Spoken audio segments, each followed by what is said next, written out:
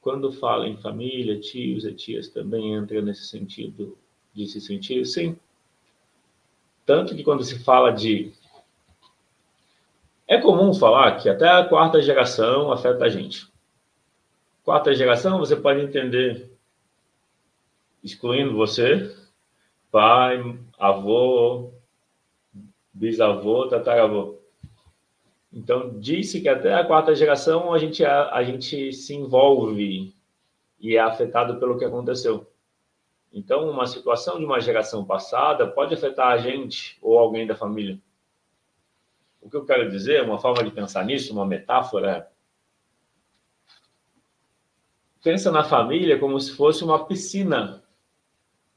E o campo emocional da família como se fosse a temperatura da água. Então, se existe uma tristeza acumulada que uma pessoa manifesta na família, saiba que essa tristeza é algo que está nas relações, no campo das relações. Ah, mas eu não sinto. Ok. Não quer dizer que não está no campo. Às vezes, o não sentir é desviar aquele incômodo para uma atividade e se concentrar ali. Às vezes, a atividade é cuidar dos outros, é o trabalho. E aquela pessoa na família que mostra mais a tristeza é a mais sensível, que é a que está sentindo, não é que ela quer, só está sentindo. E a forma de lidar que a pessoa encontrou é essa forma que ela manifesta. Quando eu falo isso, o meu olhar é focado na solução. O que eu quero dizer com isso? Então, acontece isso nas famílias, inúmeras possibilidades de lidar com as emoções. A questão chave é, se você percebe que algo, porque de onde surgiu esse assunto do momento agora? Eu estava falando sobre a tristeza e que a maior dificuldade de lidar com a tristeza é que parte dela não é só sua, parte dela. Uma parte é sua, sim. A gente sente tristeza, a gente sente medo, a gente sente raiva, então é normal sentir. Faz parte da vida. O problema é que a gente não aprendeu a lidar com as emoções, ou a maioria não aprendeu, porque quem aprendeu não vai ter problema com as emoções. Se você entendeu que as emoções são certas e que você precisa se relacionar e cuidar delas, se você aprendeu isso, fica mais fácil fluir e lidar com as emoções. É um aprendizado e uma escolha. Agora, se você aprendeu que tinha que ser forte e que não podia contar com ninguém e tinha que se virar, que foi o que eu aprendi, ou se você aprendeu que tinha que cuidar de todo mundo, porque você é a que dava conta de tudo e resolvia para todo mundo, ou se você aprendeu a usar a sua dor para buscar cuidado. Olha como é uma armadilha. A armadilha que eu falo é que é sutil as formas que a gente se adapta. Eu vou deixar mais claro a questão da armadilha. A Eliane escreveu também. Quando eu falo armadilha, é assim, a gente foge de uma dor, essa fuga da dor não resolve a dor. Ela, na verdade, gera uma adaptação. O que é essa adaptação? É a nossa máscara. O que é a máscara? A máscara é uma mentira, é uma falsidade. A máscara não é quem você é. A máscara é a sua adaptação à relação com as suas emoções, à relação com seus pais. Enquanto você vive da sua máscara, o sofrimento está ali. Não tem como ser feliz vivendo com uma máscara. De onde vêm as máscaras? Da adaptação, que é a fuga da dor emocional. Vamos ver cada uma? Se você voltar nas aulas anteriores, como eu falei, hoje é a aula 82. Então, as outras 81 aulas, você consegue assistir elas ainda, por enquanto, elas ainda estão disponíveis no YouTube e no LinkedIn. Se pesquisar Constela SP, Rodrigo Rocha, você encontra.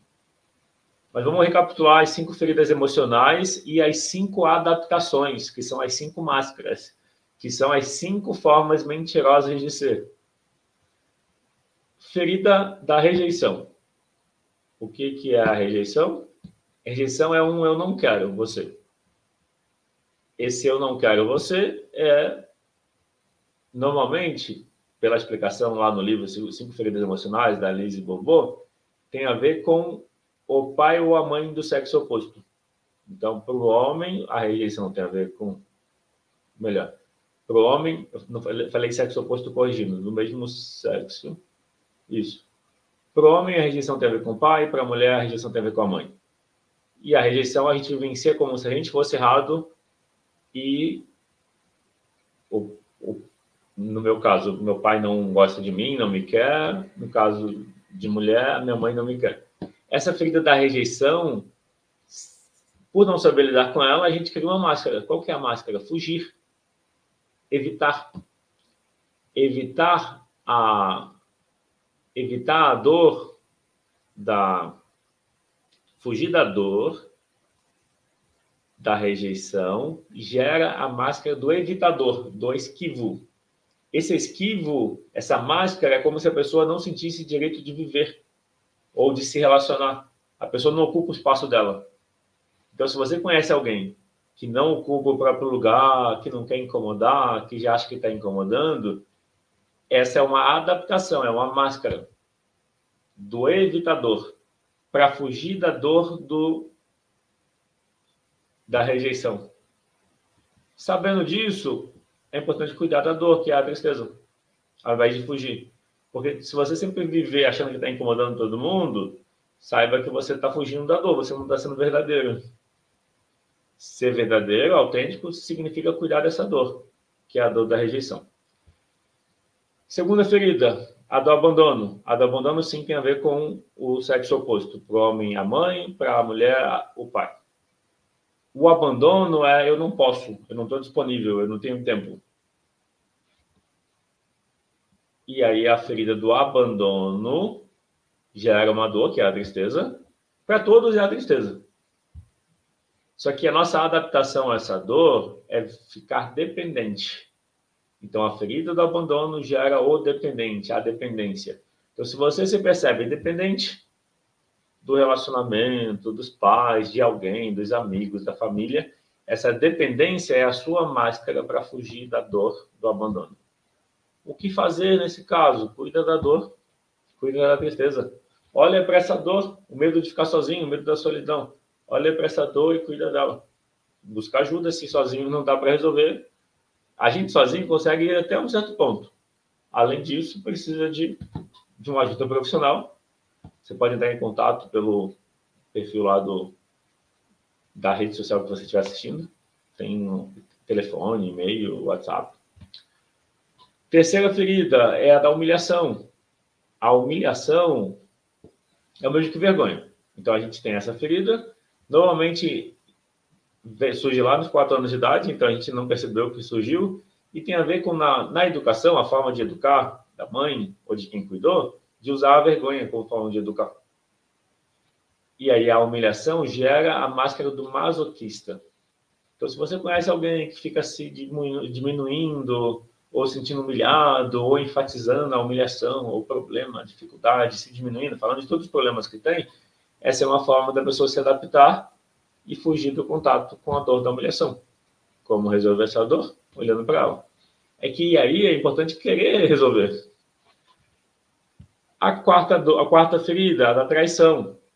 A ferida da traição, eu percebo ela como um paralelo à ferida do abandono. Porque a traição também tem a ver com o pai ou a mãe do sexo oposto ao seu. A traição, ela tem a ver com se sentir abandonado. Mas a diferença da traição para o abandono é que enquanto o abandono gera a máscara do dependente, a máscara da traição é o do controlador. Então, a gente se torna controlador achando que se a gente controlar a gente, controlar as nossas emoções ou controlar o outro, a gente não vai ser traído. Ou seja, não vai estar exposto à traição.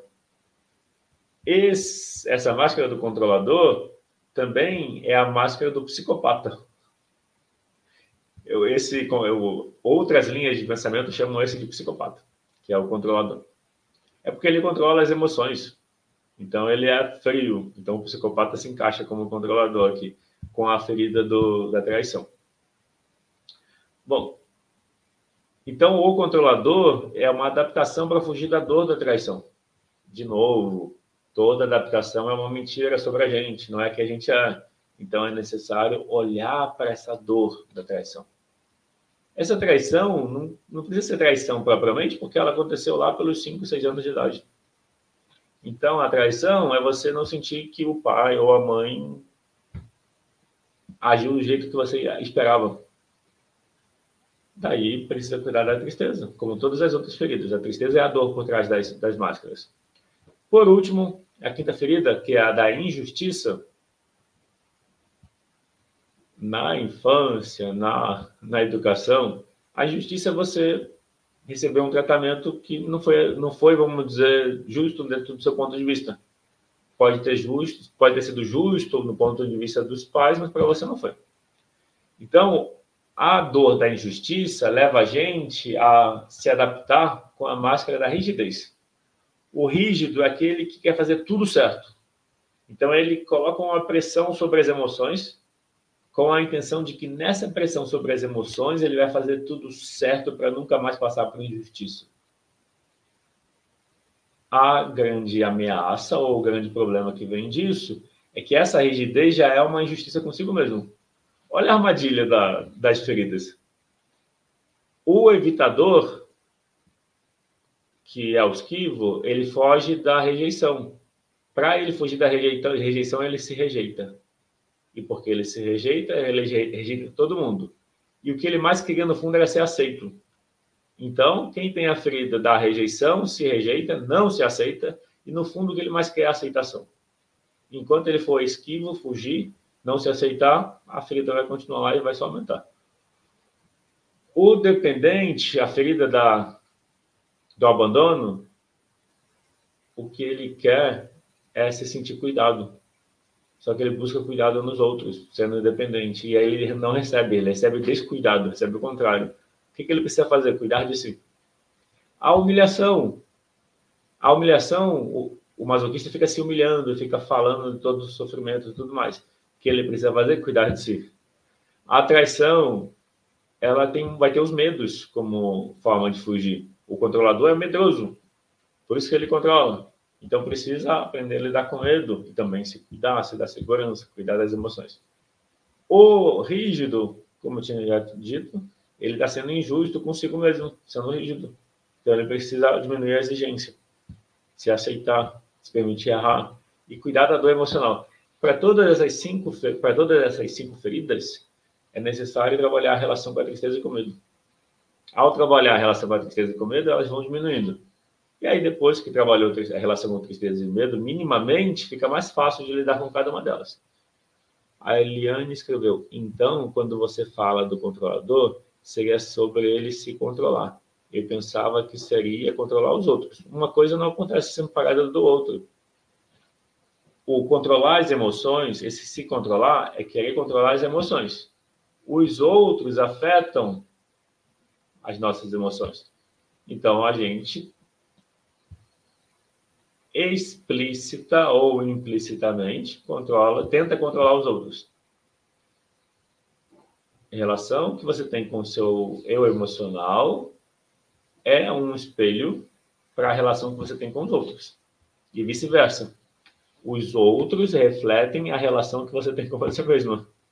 Então, se você acha que as suas emoções são erradas, que você não deveria sentir o que você está sentindo, e você não acolhe e tudo mais, a tendência é que você projete isso nos outros, veja isso nos outros. Ou, caso você não veja, pode acontecer de os outros só agirem como o seu lado emocional agiria. Então, quem é muito controlador vai se incomodar com pessoas que são mais relaxadas, despreocupadas. Geralmente, o controlador ele quer fazer tudo certo. Tudo de uma maneira que ele entende como certo. Alguém que não se encaixe nessa maneira de ser e agir vai incomodar o controlador. Bom, então a aula de hoje, a autoempatia, sair do automático e desenvolver consciência para a cura. A autoempatia, então, é esse esse interesse pelas próprias emoções e necessidades, no sentido de autocuidado. Eu me interesso para perceber o que eu estou sentindo. Às vezes, a gente pode nem estar incomodado numa medida grande, mas sempre que a gente lida com mudanças, lidar com mudança de uma etapa, fechar um ciclo, iniciar outro. Sempre que a gente lida com mudanças, isso traz insegurança. Esses momentos em que você está lidando com uma insegurança é uma oportunidade para se curar. Então, se você perceber uma tristeza, uma insegurança, independente do que seja o motivo, pode ser um desentendimento, pode ser que é só algo natural por uma etapa. Aproveitar a oportunidade para se cuidar, para se curar, é exatamente voltar-se para dentro e perceber que está tudo bem sentir o que você está sentindo. E que provavelmente o que você está sentindo hoje que te incomoda veio lá da infância. A autoempatia é você dialogar com o que você está sentindo com a aceitação, com o acolhimento, sem tentar resolver. A dificuldade para a maior parte das pessoas é que elas querem resolver o problema. A autoempatia precisa vir antes de querer resolver o problema.